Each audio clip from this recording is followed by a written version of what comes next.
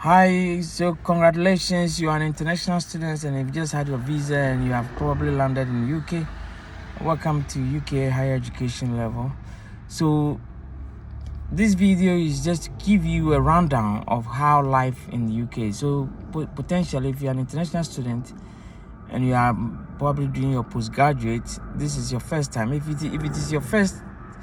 you're an undergraduate, chances are that you would be going into the scheme of Freshers Week for typically undergraduates. So I've already covered some of this there, but I want to today cover people who are mature students as in postgraduates coming into that's over 20s or over 24 coming into the UK for the first time to study. So there are several things that you need to know. I mean, obviously you would have sorted your accommodation, whether it is through a private accommodation provider, which can have a lot of bad experiences here and there, but I hope it is, but in a certain sense it is good and flexible if you don't have the means to pay upfront, or you don't want to. Let me use the word that you don't have the means. Since you've got your visa, the assumption is that you had a means to support yourself. So if you don't have the means, or if you don't want to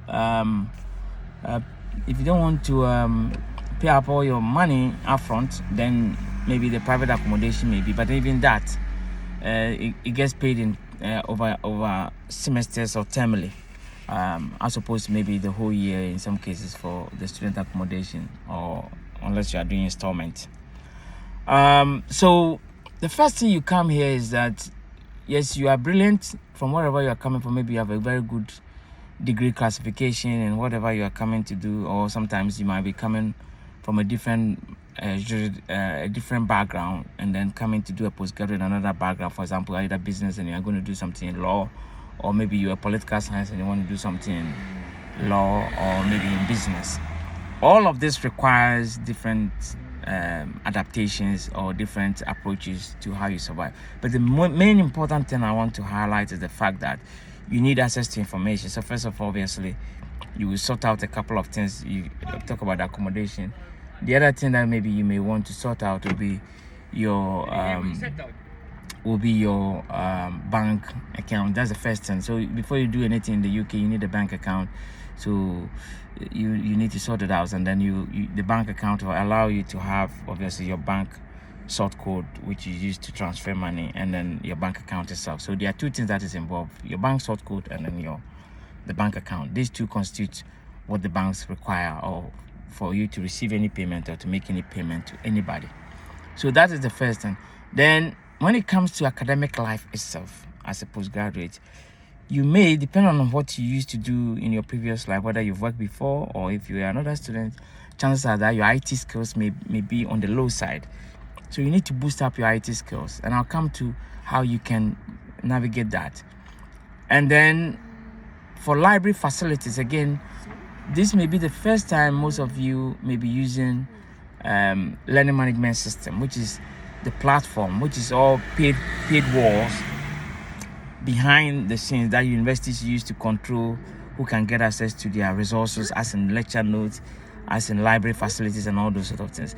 So that is known as the learning management system, LMS, or which in some proprietaries they use either what is known as Blackboard or Moodle. These are the two main systems that are used, especially in the UK universities. So in each of all of this, you will need to know how to navigate the system. Okay, you need to know how to navigate the system, and you learn how to navigate the system by first of all knowing where to find your lecture notes and your seminar notes, and then all the resources. The seminars can also sometimes be called workshops, which means this is where they group you into smaller groups, and then you go and have weekly discussions which complement the lectures. The lectures tend to be bigger class sizes, okay, whereas the seminars or workshops tend to be smaller classes. For humanities and business and other things, it tends to be going through questions and then approaches to how to navigate certain things. For maybe sciences and maybe demonstrations and practical abilities, that will be done either in the lab or with lab support. So those are the things that you need to really think about.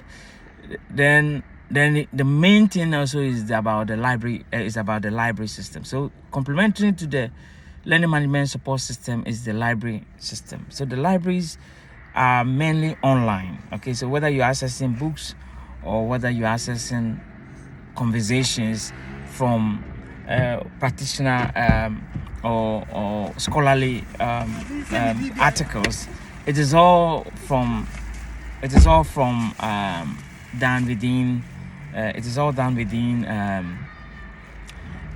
within the library network, and these conversations occur within what is known as journals. The journals, so there are several journals, thousands and thousands, over several thousands of journals, and within each journal you have the articles. The articles are the individual contributions by various authors to a conversation, a particular topic or problem within society and academia. But then this tend to be what is known as peer reviewed, which means other various academics would have had to look at it and then say that this paper is of a certain standard, and therefore we can publish it as a continuation or as new conversations within the thread of academia. So that is that sort of things.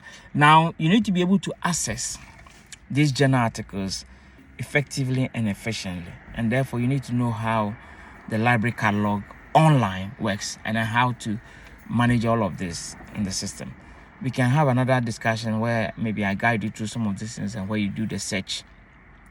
And using effective search tools on the topics can help you navigate this system effectively and efficiently. Efficiently means using less time, because sometimes you have to get lucky, and when you get lucky, you don't close your web search or within the catalog. You keep going on until you find a lot, and then you download all of them, and then you begin to come and synthesize it.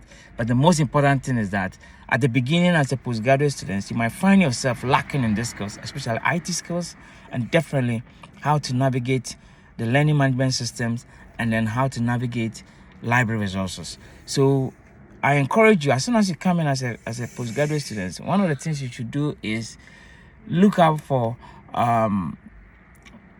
academic support centers within the universities. Every university has that sort of academic support system. It will also be about writing skills. So academics, especially these days, some universities some students coming from abroad may not have done a dissertation or extensive writing. Most of it has been multiple choice or things that are like passing examinations, like written examinations or set timed piece examinations. And that sort of skills is good, but then the universities in the UK, they use a blend of multiple assessment tools, and that may typically at the postgraduate level, even at the undergraduate level, will have a component of being able to write competently good standard academic work. And that sort of thing again requires some support, which for somebody coming from abroad you may be lacking. Of course, some other people also may have English language support, particularly if you are coming from Asian or non-English speaking countries and you haven't studied in English language to a certain level, then you may find that you need some academic support in this sort of area. In all of this, I encourage you to use the university's academic, or sometimes they call it educational support systems, to be able to bring yourself to a certain level. These courses tend to be free in most universities. In some cases, you may be required to pay a token few pounds, maybe £5 or £10 or whatever it is, just to be able to confirm your commitment. Because obviously, if you are paying £5 or £10, then you know that you are committing yourself, so you don't want to cancel when these courses happen. So the academic writing skills, I encourage you to register for them in this particular autumn term, the first term, okay? Because they will become useful when your essays and then your assignment become due as soon as Christmas period is about. So if you don't get a chance this time, then you may have to do it in the spring term, which is from January.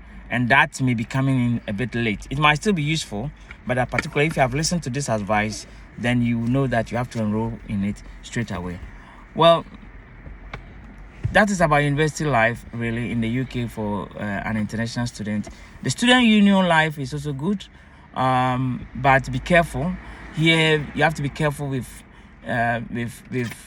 touching anybody, whether it's male or female. So enjoy your time, but always respect people's personal space and then their life. Don't just jump in and think like you can touch or hug at will, unless somebody is open to it and they genuinely let you know that. And again, it has to be under no influence, which means they should not be under the influence of any alcohol. Otherwise, it is so easy for you to be done in, or for you to be charged for any sexual offense, whether it's rape or it is harassment or anything of that sort, particularly when the person is no longer under the influence of alcohol. Then they will come back and then say to you, they didn't agree to this, and then you easily be done for. So these are the small things. Respect the laws of the country, and then you'll be safe, and then focus on your books. And I believe that your life as a student or postgraduate or international student in the UK will be very smooth. Enjoy your life here, okay? And I'll come back.